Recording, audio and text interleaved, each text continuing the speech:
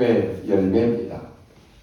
지금 예수님께서 계속해서 산에서 지금 설교를 하고 계십니다. 그래서 우리가 산상보훈, 산상수훈이라고 이렇게 말씀하는데 거기에 대해서 이제 마무리 말씀을 하고 계십니다. 오늘 여러분들이 말씀을 붙잡기 전에 먼저 확인하고 들어가야 합니다. 혹시 여러분 중에 나는 배경이 아무런 배경이 없다 그렇게 생각하는 분들도 계실 것입니다. 걱정 전혀 안 하셔도 됩니다. 여러분이 세상에서 원하는 그런 배경은 여러분에게 필요 없는 것입니다. 또 나는 뭔가 좀 하려고 하는데 돈이 너무 없다, 가난하다. 그래서 낙심하는 분들도 계실 것입니다. 걱정 안 하셔도 됩니다. 왜냐? 그것은 틀린 것이기 때문에 여러분이 시작을 올바르게 시작하면 됩니다. 시작이 틀리면 아무리 열심히 달려가도 틀린 것입니다. 지금 우리 베이징에서 동계올림픽 하고 있죠. 출발선에서요 조금만 움직여도 이게 부정출발로 됩니다. 조금 빨리 가려고 하는데 그 부정출발이 되는 거예요. 시작이 틀리면 안 되게 되어 있습니다.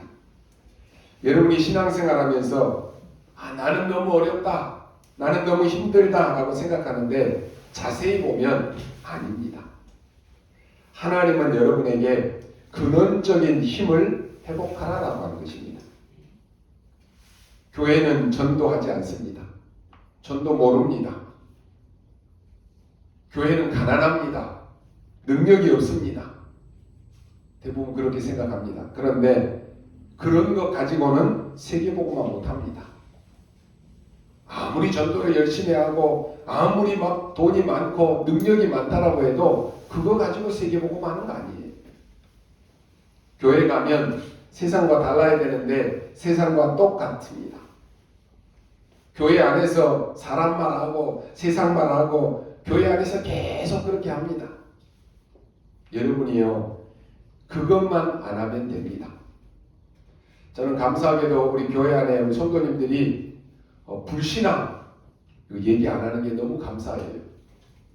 불신앙이 열매 맺는다니까요. 그런데 우리 성도님들은 누가 불신앙하면은 다 그 불신앙을 단번에 꺾어버려요. 너무 감사하죠. 여러분이 조용하게 은근히 몰래 하는 이 불신앙이 불씨처럼 활활 타오른다니까요. 여러분이 처음부터 이거 불신앙은 말씀으로 꺾어버려야 돼요. 여러분이 그것 안 하고 하나님의 언약만 잡으면 전도운동은 열릴 수밖에 없습니다. 이 언약 잡으면 여러분이 가는 곳마다 가난은 무너지고 우리의 능력은 없지만 사실상 우리 능력 세계복음화에 필요한 거 아닙니다. 하나님의 능력으로 역사하시게 되어 있습니다. 사실 우리 생각으로 한다라고 하면 저 바리새 교회 가지고 하나님은 세계복음화 해야 되죠. 그런데 가난하고 무식하고 없는 사람, 이 초대교회 성도들이 모여서 오로지 기도에 힘썼는데 초대교회를 통해서 세계복음화 하셨다니까요. 우리는 힘이 없고 연약하지만 여러분과 우리 교회를 통해서 세계복음화 할 수 있도록 하나님은 축복하실 것이다라고 저는 확신합니다. 왜요? 우리는 세계복음화 언약 붙잡고 모였다니까요. 많은 교회들은 하나님의 소원인 세계복음화에는 관심 없습니다. 어떻게 하면 세상에서 말하는 것처럼 건물 크게 짓고 사람들 많이 모이게 할까? 근데 그렇게 했던 교회들이 지금 다 문제 일어나고 있어요. 세상 사람들처럼 말하고 세상에서처럼 행동하고 싸우고 있다니까요. 세계복음화 한 적이 없습니다. 사람들이 모이면 중상모략하고 시기하고 욕하고 남 해치는 것, 이건 틀린 방법이기 때문에 거기에 하나님이 역사하실 리가 없습니다. 성경에는 그렇게 되어 있지 않습니다. 성경에 뭐라고 말합니까? 다른 사람을 축복하고 병든 사람을 살리고 억눌린 사람을 세우고 복음 전하라고 되어 있습니다. 오늘 예수님께서 중요한 마무리하는 말씀으로 굉장히 주의해야 될 말씀을 우리에게 주셨습니다. 그것은 세상을 두려워하지 말아라라고 하는 것입니다. 또 세상이 너무 좋다라고 생각하고 세상을 부러워하지 말라라고 하는 것입니다. 왜냐? 그것은 틀린 것이기 때문에 그렇습니다. 우리가 계속 우리 수요 예배나 금요 예배에서도 계속 말씀 받습니다. 아무리 좋은 집이라도 모래 위에다가 지은 집은 비가 내리고 창수가 나면 흔적도 없이 사라져버려요. 어떤 분이 신앙생활을 평생을 열심히 했다라고 했는데 그렇게 막 자기는 열심히 한 줄 알았는데 하는 일마다 안 되고 문제가 터지고 가정에 사업에 문제 온다 그렇게 얘기합니다. 왜 그럽니까? 모래 위에다 지어서 그렇습니다. 반석 위에 지은 집은 비가 내리고 창수가 똑같이 와도 흔들림이 없습니다. 또 뭐라고 합니까? 세상 우습게 보지 말라 그랬습니다. 왜 그렇습니까? 세상은 지금 사단이 지배하고 있기 때문에 그렇습니다. 이 세 가지를 꼭 알아야 됩니다. 세상 보고 두려워하지 말고 세상 좋다라고 부러워하지 말고 사단이 장악하고 있는 세상 우습게 보지 말라라고 하는 것이. 그러면서 예수님께서 오늘 말씀하셨습니다. 거짓 선지자를 삼가라 그랬습니다. 지금 이 설교들 다 맞춰놓고 하신 말씀이에요. 그러면서 뭐라고 합니까? 양의 옷을 입고 너희에게 나오지만 이리와 같다 그랬습니다. 양의 탈을 쓰고 왔다니까요. 와서 뭐합니까? 너희를 노략질할 것이다 그랬습니다. 하나님의 자녀들이 이 땅의 삶을 통해서 하나님의 이 나라의 축복을 사실적으로 누릴 수 있다라고 하는 말씀을 주셨는데 이런 말씀이 떨어지기가 무섭게 뭡니까? 이 말씀을 낚아채어가는 나쁜 세력이 있다라고 하는 것을 말씀합니다. 그게 바로 거짓 선지자다라고 하는 것입니다. 양의 탈을 다 쓰고는 너희들이 이 받은 은혜의 축복을 노략질해가는 놈이 있는데 그게 일이에요. 일. 여러분이요 하나님의 말씀으로 은혜 충만하게 받고 축복받고 한 주간 동안 계속 묵상하면 힘이 생겨요. 어떤 문제가 와도 흔들리지 않습니다. 근데 왜 여러분이 은혜 받을 때 예배 드릴 때는 은혜 받고 힘이 나는데 왜 한 주간 다 살아가면서 죽을상이 됩니까? 말씀 다 놓쳐버려요. 실제로 말씀을 딱 받았는데 이 말씀이 나에게 적용이 안 된다니까요. 다 놓쳐버려요. 다 빼앗겨버려요. 그러니까 예배 드릴 때는 막 힘이 나고 금방 막 뭔가 될 것처럼 해놓고는 한 주간 살아가면서는 다 빼앗겨버리고 시험 들고 무너지고 흔들리고 그렇게 산다니까요. 예수님께서 1차적으로 말씀하시는 것은 뭡니까? 거짓 선지자들은 당시 종교 지도자였던 바리새인과 서기관들이었습니다. 이들을 향해서 예수님께서는 양의 옷을 입고 있지만은 그 속은 노략질하는 이리와 같다라고 말씀하셨습니다. 여러분이 은혜 받으면 여러분이 살면 제일 싫어하는 놈이 누굽니까? 사단이에요. 그 여러분이 예배 못 드리게 하고 예배 드려도 은혜 못 받게 하는 거예요.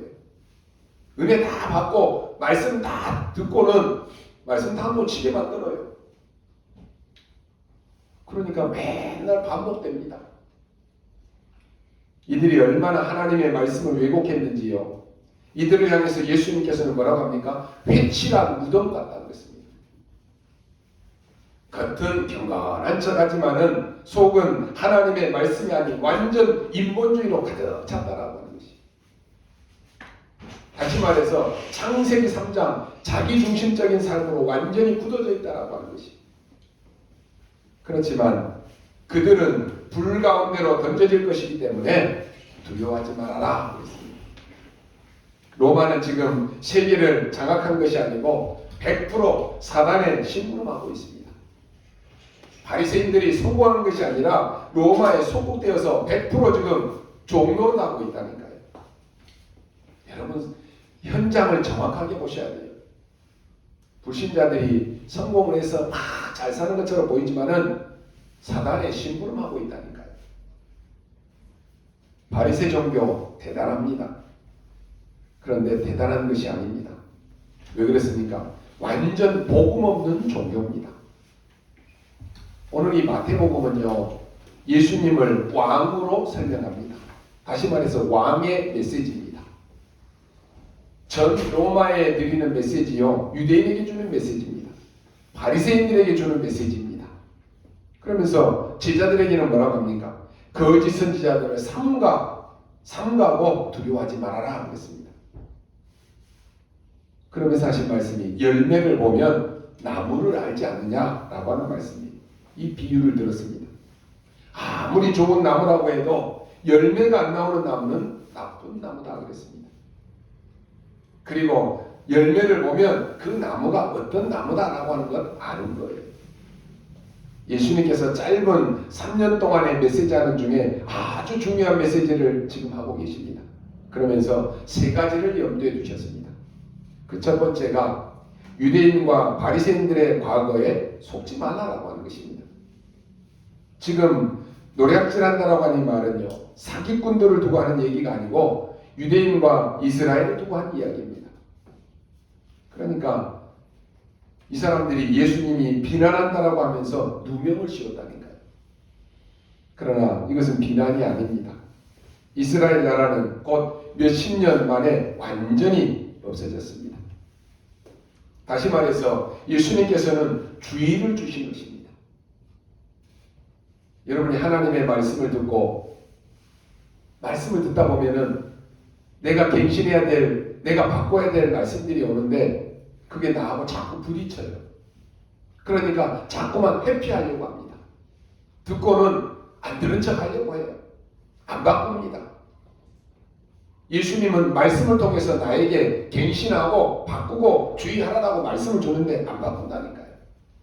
바리새인들, 유대인들 이 과거에 속지 말라라고 하는 것이 무슨 말입니까? 다시는 노예로 가지 말라라고 하는 것이, 다시는 포로되지 말라라고 하는 것입니다.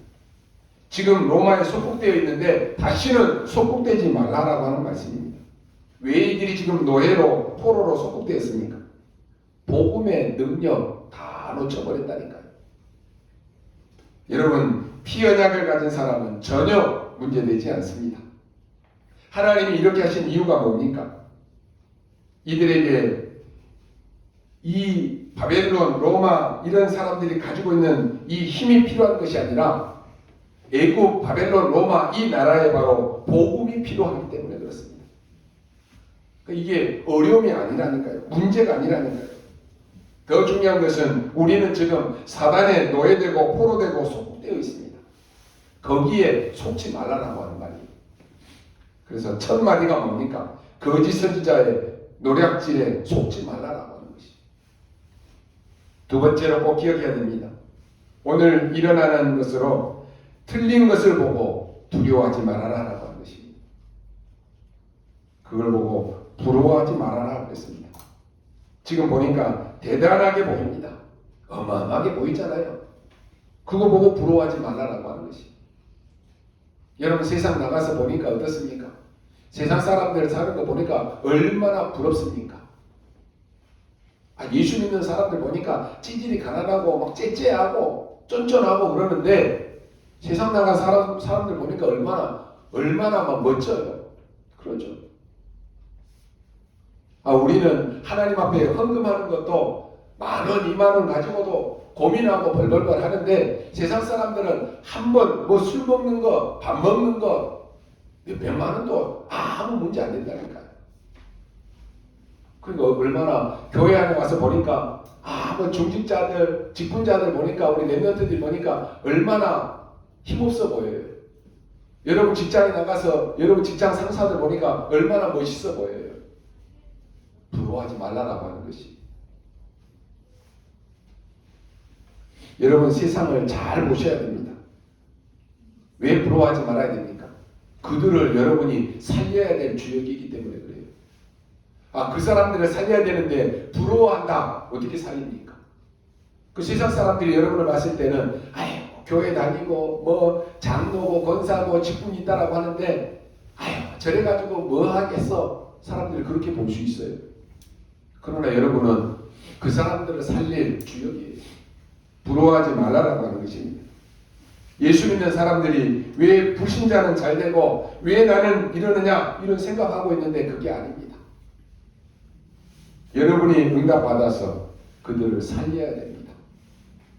그래서 부러워하지 말라라고 하는 것입니다. 그러면서 예수님이 뭐라고 말씀합니까? 산에서 지금 8가지 복을 이야기했습니다. 왜 부러워하지 말아야 됩니까? 그건 복이 아니기 때문에 그렇습니다. 우리가 진짜 세계 살리는 교회로 응답받아야 되지 틀린 것 보고 그걸 복이라고 생각하면 아닌 것입니다. 그런 것을 가르치는 교회, 그런 것을 가르치는 선지자가 거짓이다라고 하는 말입니다. 우리는 올바른 복음 가지고 전도운동해야 됩니다. 틀린 것 가지고 하면은 안 된다니까요. 그래서 올 한 해 여러분이 참된 교회를 회복하는 제자의 축복을 여러분이 받으셔야 돼요. 왜요? 여러분이 살려야 되는 사람이기 때문에. 교회가 맨날 세상 사람들이 말하는 것처럼 맨날 싸움질이나 하고 맨날 이득걸 싸움이나 한다. 세상과 똑같다. 그럼 어떻게 되겠습니까? 여러분 한 사람 한 사람이 정말로 그리스도가 여러분 안에 계시는 성전입니다. 여러분이 먼저 참된 교회를 회복하셔야 돼요. 거기에 주역입니다. 오늘 그러면서 8가지 복을 말씀하는 가운데 3가지는 여러분이 꼭 마음에 두셔야 됩니다. 뭐라고 되어 있습니까? 심령이 가난한 자는 복이 있나니 천국이 저희 것이다 그랬습니다. 오히려 애통하는 자가 복이 있나니 저희가 위로를 받을 것이다 그랬습니다. 지금 나라가 속국되어서 아무것도 없는데 애통해야 된다. 그런데 어째서 그게 복입니까? 여러분이 지금 당하고 있는 고난, 그 고난 아닙니다. 여러분이 지금 어려움에 처해 있는 그 어려움 아니라니까요. 그것이 굉장히 여러분에게 중요한 발판이 될 것입니다. 예수님이 지금 말씀하시고 설교 중에 지금 마무리하는 말씀이라니까요. 의에 줄이고 목마른 자는 복이 있다. 핍박받는 자가 복이 있다 그랬습니다. 그러면서 똑같이 말씀합니다. 천국이 저희들의 것이니요 그랬습니다. 속지 말라라고 하는 것입니다. 여러분이 세상과 쳐다보고 부러워하지 말라라고 하는 것입니다. 오직 복음이 아닌데 능력이 있다. 그거 하나님이 필요하지 않습니다. 맞습니까? 중직자가 오직 복음이 아닌데 능력이 있다. 그거 하나님 필요로 안 하네요. 오직 복음. 그게 중요합니다. 그리고 3번째 뭡니까? 미래를 두고 두려워하지 말라고 했습니다. 여러분이 3가지는 꼭 기억해야 됩니다. 거짓 선지자에 속지 말아라. 그리고 틀린 거 보고 부러워하지 말아라. 망할 것이기 때문에 망할 거 보고 두려워하지 말아라 그랬습니다. 이 눈을 떠야 됩니다. 예수님이 말씀하신 대로 주 70년 후에 이스라엘은 완전히 멸망했습니다. 로마의 디도라고 하는 장군이 예루살렘 성전을 완전히 무너뜨렸습니다. 예수님이 약속하신 대로 돌 위에 돌 하나도 남지 않았습니다. 23개의 나라로 뿔뿔이 흩어졌습니다. 이렇게 무참하게 학살을 당했습니다. 그 중에 복음 가진 소수를 통해서 하나님은 세계를 살렸습니다. 그래서 여러분이 얼마만큼 예배가 중요한지를 아셔야 됩니다. 예수님은 예배에 대해서 말씀하시면서 형제와 화목하고 와서 예배해라 그랬습니다. 형제를 용서 못할 게 뭐가 있느냐? 용서하고 와서 예배해라 그랬습니다. 천국이 너희들의 것이다. 화평케 하는 자가 복이 있다. 너희들이 하나님의 아들이라 일컬음을 받게 될 것이다. 미래 두려워하지 말아라. 너희는 먼저 그의 나라와 그의 의를 구하라. 그리하면 이 모든 것을 너희에게 더해 주시리라. 예수님이 계속 지금 말씀하신 내용입니다. 그리고는 다른 사람 때문에 시험 들지 말아라. 형제를 비판하지 말아라 그랬습니다. 네 잘못을 깨달으면 되는 거 아니냐? 네 눈에 들보부터 뽑지 다른 사람에게 있는 티끌 그거 보지 말아라 그랬습니다. 하나님이 계속 지금 하신 말씀이었습니다. 우리가 지난주 수요일에 말씀드렸습니다. 모래 위에 지은 집은 바람이 불고 비가 오면 무너지는 거 아니냐? 그렇게 말씀했어요. 우리에게 그리스도가 나의 반석이 되시고 그리스도가 나의 주인이 안 되면 결국은 사단에게 속고 사단에게 이용당합니다. 그리스도만 사단을 꺾습니다. 그리스도만 죄 문제를 해결합니다. 그리스도만 지옥 문제를 해결합니다. 그래서 예수님이 말씀하셨습니다. 마태복음 7장에 그리스도의 말씀을 듣고 행하는 자는 반석 위에 지은 집과 같다 그랬습니다. 우리에게 여러분 믿음이 없다라고 하는 것은요 저주 중에 저주입니다. 하나님께서 아브라함에게 100세의 아들을 주셨습니다. 아브라함의 인생에 있어서 그 아들은 최고의 기쁨이었습니다. 최고 행복이었습니다. 그러지 않겠습니까? 그런데 어느 날 하나님께서 아브라함에게 네 아들, 네가 사랑하는 독자 이삭을 번제로 드리라 하는 것입니다. 중요한 것은요, 여기에서 아브라함의 태도입니다. 아브라함은 하나님께서 말씀하신 산에 가서 이삭을 번제로 드리려고 합니다. 그때 여호와의 사자가 급히 아브라함을 부릅니다. 그리고는 아브라함에게 네 아들 독자 이삭에게 손대지 말아라 그럽니다. 눈을 들어보니까요 옆에 숯불에 순양이 걸려 있었습니다. 그래서 이삭 대신에 수양을 번제로 드립니다. 하나님은 이삭 대신에 수양을 준비하셨습니다. 그럼 여기서 우리가 한번 확인해야 됩니다. 아브라함은요 왜 하나님께서 이삭을 번제라고 드리라고 하는지 하나님께 질문하지 않았습니다. 우리 같으면 틀림없이 한번 물어볼 거 아닙니까? 하나님 100세에 낳은 이 귀한 아들을 하나님이 주셨지 않습니까? 아니 하나님이 주신 아들을 또 번제로 드리라고 하는 것이 도대체 무슨 이유입니까? 나는 못 드립니다. 우리 그럴 거 아니에요. 하나님이 내게 축복해 주셔놓고 내 것 다 달라고 하면은 나는 못 줍니다. 우리 그러잖아요. 아브라함의 태도입니다. 하나님께 묻지 않았다니까요. 왜 이렇게 하라고 하는지 이유도 모릅니다. 하나님께서 하라고 하니까 말씀대로 순종한 것입니다. 대부분 우리가 속습니다. 성경에 이 땅의 모든 사람은 태어나면서부터 의인은 없나니 하나도 없다 그랬습니다. 모든 사람은 죄를 범했습니다. 그런데 왜 죄를 범했는지 이유도 모릅니다. 원인도 모릅니다. 이걸 원죄라고 합니다. 지금 아브라함과 이삭은 이유도 모르고 원인도 모릅니다. 그 소중한 아들을 아브라함은 죽여야 되고 아버지는 그 아들을 죽여야 됩니다. 여기서 아브라함은 하나님이 네 아들 대신에 수양을 준비하셨구나. 이삭은 여기서 내가 죽어야 되는데 하나님이 나 대신에 수양을 준비하셨구나. 이걸 체험했다니까요. 이게 평생 동안 딱 각인되어 버리는 거예요. 아브라함도 이삭도 이게 아마 평생 영향 갔을 것입니다. 이 일이 있고 난 후에 하나님은 창세기 22장 17절에 내가 내게 큰 복을 주고 네 씨가 크게 번성하여 하늘의 별과 같고 바다의 모래와 같게 하리니 내 씨가 내 대적의 선물을 차지하리라. 또 내 씨로 말미암아 천하 만민이 복을 받으리니 이는 내가 나의 말을 준행하였습니다 하셨다 하니라 그랬습니다. 아브라함은 분명히 복의 근원입니다. 분명히 너로 말미암아 천하 만민이 복을 받는다라고 했는데 아브라함은 또 불신앙을 합니다. 그러던 어느 날 아브라함이 깨닫습니다. 나로 하여금 하나님의 흐름 속에 하나님이 나를 있게 하셨구나. 그래서 숲속에 들어가서 온전히 닭을 쌓고 하나님 앞에 집중합니다. 이삭은 아내를 얻지 못해서 답답한 가운데 들에 가서 말씀을 묵상합니다. 뭡니까? 흐름 속에 있었다라고 하는 것입니다. 하나님이 예비하신 리브가를 이삭은 만나게 됩니다. 하나님은 이삭에게 농사하면 100배의 결실을 주시고 10의 최고의 재산인 우물을 얻을 수 있는 셈의 근원 주셨습니다. 르호봇의 축복을 주셨습니다.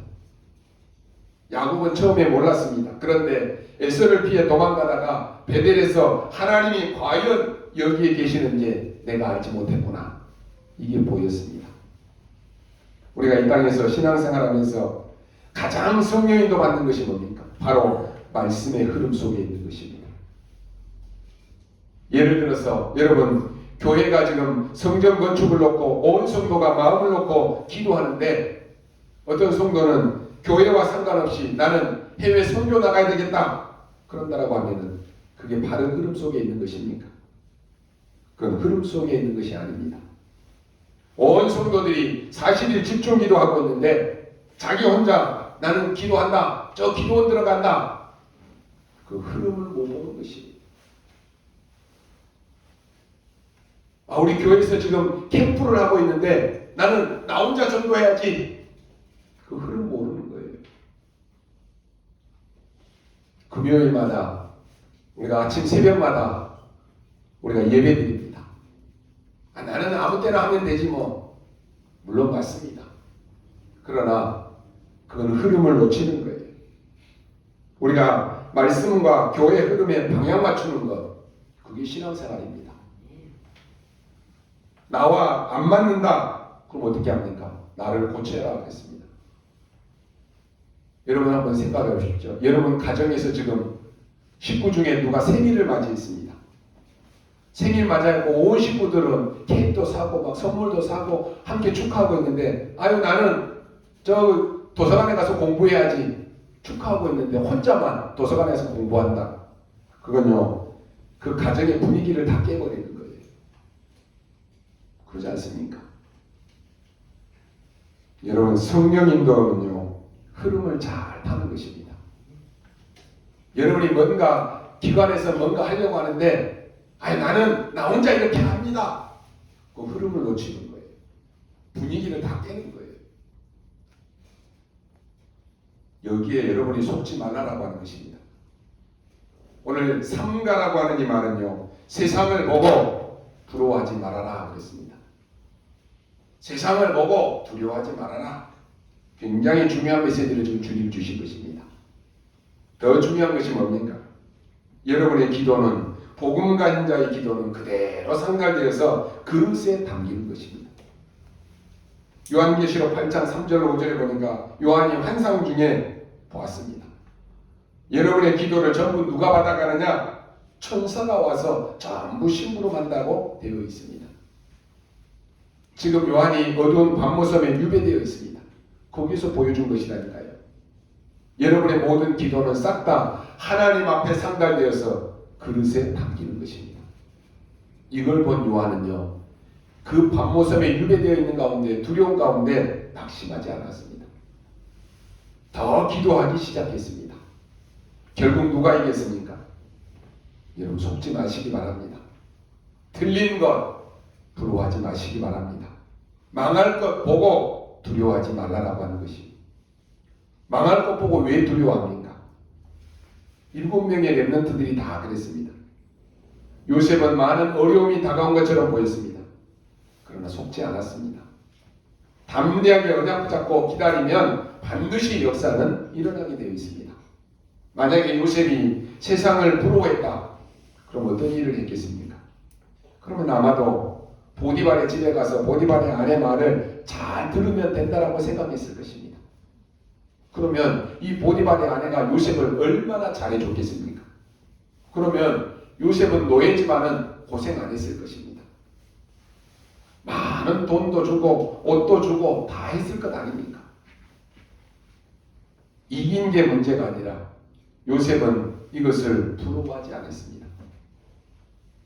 그건 아무것도 아니라고 생각했습니다. 오히려 그 여자가 너무나 불쌍하게 보이는 것입니다. 앞으로 애굽에 큰 멸망받을 것인데 그 멸망받을 애굽을 보고 부러워할 필요가 하나도 없는 것이. 이 언약을 여러분들이 다 잡으시기 바랍니다. 하나도 빠지지 않고 여러분의 기도는 하나님의 그릇에 다 담기고 있습니다. 지금도 눈에 안 보이게 여러분이 예배하는 시간에 언약 바로 잡는 시간에 하나님은 눈에 안 보이게 주의 사자를 보내셔서 역사하십니다. 근데 이걸 안 믿으니까요 열심히 교회 다니는데 불신자처럼 사는 거예요. 성경에 있는 중요한 약속을 믿어야 되는데 안 믿는다니까요. 오히려 사람들이 말하는 거, 세상에서 말하는 건 찰떡같이 믿고 있으면서 하나님의 말씀은 눈에 안 보이니까 안 믿어요. 맨날 불신자처럼 사는 것입니다. 여러분이 이 시간에 진짜 기도하는데 하나님은 보호자의 축복을 내리십니다. 눈에 안 보니까 사람들이 안 믿는다니까요. 하루를 시작하면서 그 첫 시간을 하나님 앞에 드리고 기도하는데 눈에 안 보이니까 역사가 안 일어나는 것처럼 보이니까 가치 없어 보이는 거예요. 그게 속는 거예요. 악한 바사곤이 막았습니다. 하나님은 주의 천사장을 보내서 이기게 해서 응답을 주십니다. 그 천사가 이렇게 말하지 않습니까? 네가 무릎 꿇는 첫날부터 내가 보내심을 받았느니라 그랬습니다. 무슨 말입니까? 여러분이 기도하는 첫날부터 하나님은 벌써 일을 시작하시는 것입니다. 여러분 속에 보호자의 능력이 많은 그 능력으로 세계를 바꾸는 것입니다. 이 능력으로 여러분 가정과 현장의 모든 흐름을 바꿔버리는 것입니다. 여러분은 속아야 될 사람이 아니고 하나님의 보호자의 축복을 받아야 될 사람들입니다. 속지 마시라니까요. 조금 하다가 안 된다라고 속지 말라니까요. 아유 나는 열심히 했는데 안 된다라고 낙심하지 말라니까요. 렘넌트가 응답받아 버리면 그게 세계복음화다 하겠습니다. 지금 사울왕이 미쳐가지고 권력을 누리고 오만 짓 다 하고 삽니다.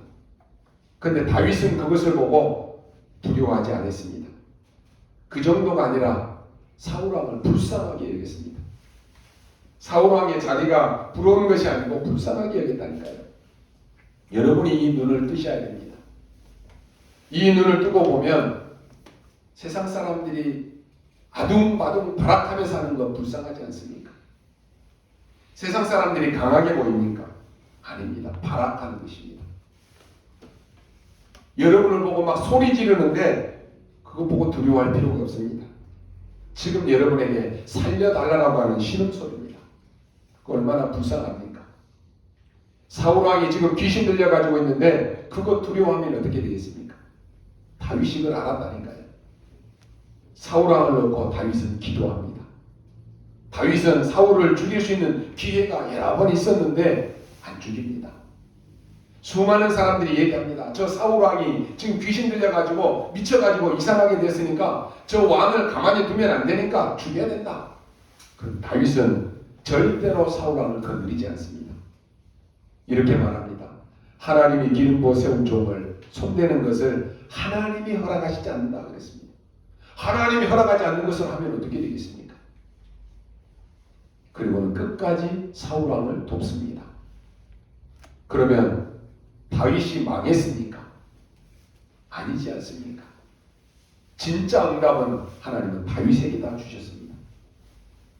주실 수밖에 없었다니까요. 여러분 속지 마십시오.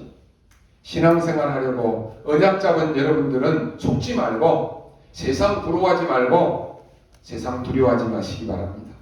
왜 그렇습니까? 거짓 선지자 말 듣지 말라고 하는 것입니다. 왜 거짓말을 듣습니까? 실제로 여러분을 죽이려고 하는 일인데 양의 옷을 입고 양의 탈을 쓰고 나타난다니까요. 많습니다. 세상에 여러분을 도와주는 척하는 양의 탈을 쓴 사람들 많습니다. 속지 말라고 하는 것입니다. 그걸 보고 속거나 그걸 보고 두려워하거나 그걸 따라가면서 부러워하면 그건 아니다라고 하는 것입니다. 여러분들은 더 중요한 것이 뭡니까? 미래입니다. 우리가 복음의 나무를 심고 많은 세상 살릴 전도의 열매를 맺는 것입니다. 사람 살리는 생명의 복음의 나무를 심으면 많은 사람을 살리는 전도의 열매가 맺히는 것입니다. 앞으로 우리 교회에서 건축을 놓고 기도할 때 세 가지 캠프를 놓고 기도해야 됩니다. 지금 우리 후대들은 기도가 뭔지를 모릅니다. 그래서 기도가 뭔가를 가르쳐줘야 됩니다. 기도 제대로 모르니까 뭘 모르느냐? 미래를 전혀 모르고 삽니다. 그리고 하나님이 주신 달란트 뭔가를 찾아내야 됩니다. 그러기 전에 여러분 자신도 해야 됩니다. 그리고 뭡니까? 여러분의 학업이나 또 여러분의 많은 일들 가운데 여러분이 자식 내 자식 하나 잘 키우는 것, 그게 문제가 아닙니다. 오고 가는 많은 후대들에게 뭐를 가르쳐줘야 되느냐? 하나님이 너에게 평생 주시려고 하는 달란트가 뭐냐? 이것 찾도록 해야 됩니다. 거기에 대한 전문성, 거기에 대한 현장성, 이걸 가르쳐야 됩니다. 그래서 어제 말씀 나왔죠. 나이를 체크하라. 나는 좀 나이든 노년층이다. 내 생의 마지막 남은 것이 뭐냐? 그걸 찾아야 돼요. 나는 지금 중년층이다. 지금 시급하게 하나님이 원하시는 것이 뭐냐? 그걸 알아야 돼요. 나는 좀 젊은 층이다. 그러면 미래껏 준비하라고 했습니다. 그래서 내 나이에 맞게 하나님이 원하시는 건 뭐냐? 그거 찾아야 돼요. 또 뭐 하라고 했습니까? 여기에 대한 플랫폼이 돼야 됩니다. 정말로 사람들이 와서 237 치유 서밋하러 오는 플랫폼이 돼야 되는 것입니다. 올 수밖에 없는 파수의 등대가 돼야 됩니다. 그러면 오게 되는 것입니다. 여러분, 배가 다니다가요 등대가 없다. 어떻게 되는 줄 아십니까? 등대를 어디에다가 세우는지 아십니까? 가장 위험한 지역에다가 등대를 세우는 것입니다. 어떨 때 바다 한복판에도 등대, 이 불빛을 밝히는 등대가 있습니다. 왜 그런지 아십니까? 눈에 안 보이게 그 바다 저 밑에 암초가 있다라고 하는 것이. 그 큰 배들이 가다가 암초에 부딪히면 그 큰 배가 다 가라앉는다니까요. 낮에 등대를 보면 등대 색깔들이 다 있습니다. 빨간 것도 있고 파란 것도 있고 노란 것도 있고 하얀 등대도 있습니다. 색깔들이 다 달라요. 그 위험 수위가 다 다르다라고 하는 것이. 그런데 밤에 등대에 불이 꺼져 있다. 그럼 어떻게 되겠습니까? 큰일 나는 것입니다. 여러분이 가정 살리는 기도의 등대를 밝혀야 되는데, 불을 밝혀야 되는데 가정에 기도의 불이 꺼져 있다. 어떻게 되겠습니까? 여러분이 교회 살리는 제자로 하나님이 세우셨는데 교회를 위한 기도의 불이 꺼져 있다. 어떻게 되겠습니까? 큰일 나는 것이. 이런 파수할 수 있는 등대망이 필요하다라고 하는 것이. 실제로 하나님과 세상과 모든 보좌의 능력을 소통할 수 있는 안테나가 필요합니다. 이것 만드는 교회입니다. 그래서 그리스도께서 머무를 수 있는 교회, 이거 원하시는 거예요. 여러분, 가정에도요, 가정이 평안하면 가정에 머무르고 싶잖아요. 근데 가정이 불화가 자꾸 생기면 자꾸만 가정 밖을 나가려고 해요. 여러분의 자녀들이 우리 집에 오고 싶다, 집에 와서 쉬고 싶다 그래야지. 우리 집에 가면 엄마 아빠가 막 잔소리하고 나는 시끄럽고 나는 집에 들어가기 싫어. 그럼 어떻게 되겠어요? 무너지는 거예요. 그리스도께서 머무르시는 교회, 이 교회가 되어야 되는 것이. 하나님은 우리가 세계복음화할 수 있도록, 여러분을 세계복음화에 쓰실 수 있도록 하나님은 다 준비해 놓으셨습니다. 하나님께서 세계복음화할 수 있도록 성경에다가 약속을 주셨는데 그 약속을 붙잡으라라고 하는 것입니다. 그러면 열매는 나오게 되어 있습니다. 오늘 여러분이 연약 붙잡고 기도 시작하시기 바랍니다. 그러면 먼저 여러분에게 응답이 오고 있을 것입니다. 성막을 만들려고 하는 모세에게 하나님은 먼저 능력을 보내셨습니다. 세계 살리는 교회를 만들려고 하는 다윗에게 하나님은 모든 축복을 미리 보냈습니다. 이 언약을 붙잡으십시오. 오늘 하루 종일 여러분이 길이 보이는 언약을 잡으시기 바랍니다. 어떻게 보입니까? 언약 잡고 여러분이 기도하면 보입니다. 오늘 여러분의 중요한 축복을 하나님은 예비해 놓으셨습니다. 이번 한 주간 동안에도 복음의 열매를 맺고 하나님이 예비하신 그 축복의 길을 찾는 그 날이 되시기를 주님의 이름으로 축원합니다. 기도하겠습니다. 하나님 감사합니다. 오늘 우리에게 속지 않는 언약의 사람들이 되게 하여 주옵소서. 세상 살려야 되는데 세상을 부러워하지 않게 하시고 정말로 속지 않는 신앙을 살아가게 하여 주옵소서. 멸망받는 세상을 살려야 되는데 두려워하지 않는 믿음을 우리에게 허락하여 주옵소서. 확실한 길을 찾는 언약의 날이 되게 하여 주옵소서. 이번 한 주간 동안에도 우리의 모든 현장에 복음의 열매들이 맺혀지게 하여 주옵소서. 감사를 드리며 살아계신 우리 구주 예수 그리스도의 이름으로 기도하옵나이다. 아멘.